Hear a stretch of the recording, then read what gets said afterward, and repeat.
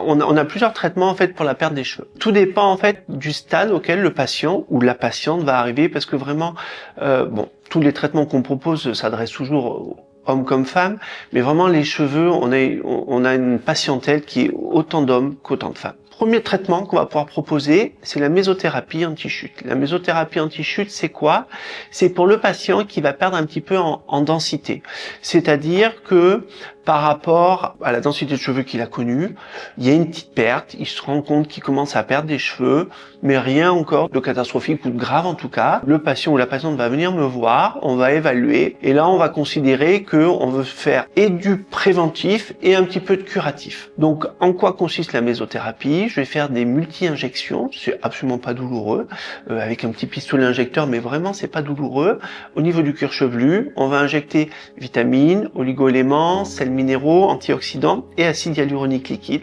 Et on va injecter ça directement au niveau du bulbe, ce qui va permettre vraiment d'augmenter la densité. Les résultats sont vraiment rapidement visibles, le cheveu va être beaucoup plus résistant, ils vont beaucoup moins tomber et on va retrouver une densité qui était un petit peu perdue.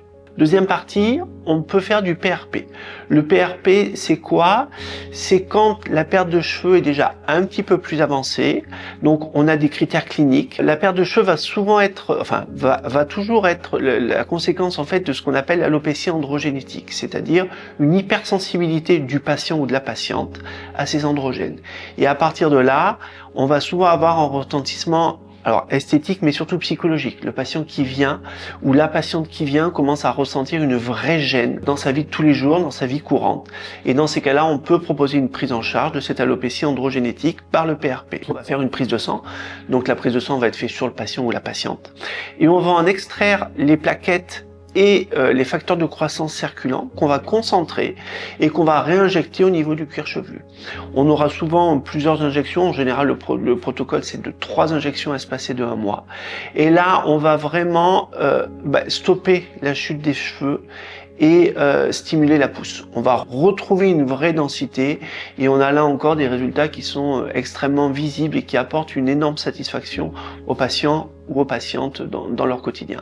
C'est vraiment le traitement et la prise en charge de référence de l'alopécie androgénétique. Troisième prise en charge, quand la perte de cheveux est encore un petit peu plus évoluée dans l'alopécie androgénétique, c'est la mésogreffe de cheveux. Donc attention, je ne parle pas de greffe de cheveux, j'en parlerai à la fin. Donc la mésogreffe de cheveux, c'est quoi? On va faire un petit prélèvement dans la zone, on va dire derrière l'oreille, et on va prélever des cellules souches. Ces cellules souches, on a une machine, on va les microniser, on va les travailler et on va les mélanger avec le PRP du patient. C'est-à-dire que là encore, on va faire une prise de sang au patient, ça va être son propre sang. On va prendre ses plaquettes, ses facteurs de croissance. Et toutes ces cellules souches et ce PRP, on va le mélanger et on va l'injecter au niveau du cuir chevelu. Et là, on va vraiment créer de façon significative une pousse de cheveux. Donc ça, c'est indiqué dans les alopécies androgénétiques de stade 2-3. Bon, ça c'est un peu technique, mais je l'explique vraiment aux patients ou aux patientes en consultation, quels sont leurs stades d'évolution de la maladie pour leur donner quelles sont les indications de traitement. La mésogreffe de cheveux, ça va être un seul traitement à faire et éventuellement un entretien après tous les ans. Et on proposera toujours de la mésothérapie mensuelle pour stimuler les bulbes, pour stimuler la croissance des cheveux. Tout ça, ce sont des traitements en fait qui peuvent être proposés avant la greffe de cheveux.